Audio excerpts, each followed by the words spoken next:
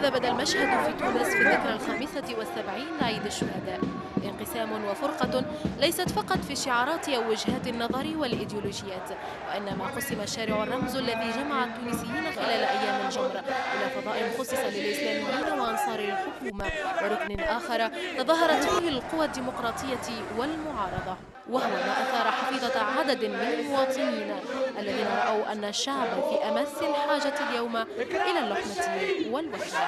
تقسيم جديد لا استانسنا به لا تعودنا عليه من الصغار، نعرفوا تونسي ونعرفوا مصر، علماني يجي هادي يسلف يقربش يزيدونا في البطاقة تعريف حاجة جديدة.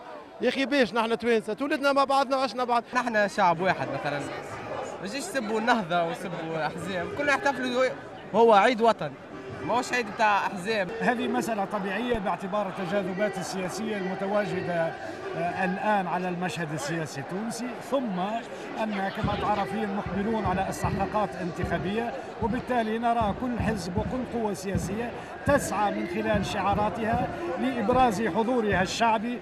هذه التحركات تعود بنا إلى سنة قبل الآن، وتطرح أكثر من تساؤل حول الاشتباكات والاعتداءات التي شهدتها مسيرة يوم الشهيد آنذاك، والتي فتحت بخصوصها التحقيقات، لكن طريقها كانت مسدودة وكللت بالفشل في توصلها إلى حلول، لتتعالى الاتهامات الموجهة إلى الحكومة بعدم تعاونها أو تعاطيها بجدية مع تلك الملفات.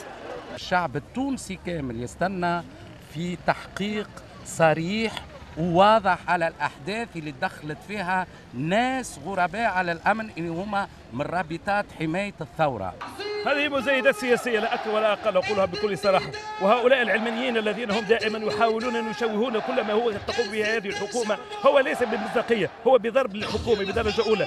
الذي يمارس العنف هو الذي لا يريد خيرا لتونس، لا يريد الانتقال إلى دولة ديمقراطية، سيادة الشعب للشعب، سيادة القانون. جو مشحون بمعنى الكلمة، والوضع هذا ما يخلينا إلا ما نكونوا متمسكين مع بعضنا لبناء دولة حديثة مستقلة وذات سيادة وذات قرار مستقل. مناخ من عدم الثقة يسود المشهد السياسي ويسيطر على العلاقة بين السلطة والمعارضة، ولعل هذه المظاهرات خير دليل على ذلك، ولئن خرجت احتفاء بذكرى الشهداء وإحياء لها فإنها أيضا تتزامن مع وضع تحيط به الأزمات من كل جانب.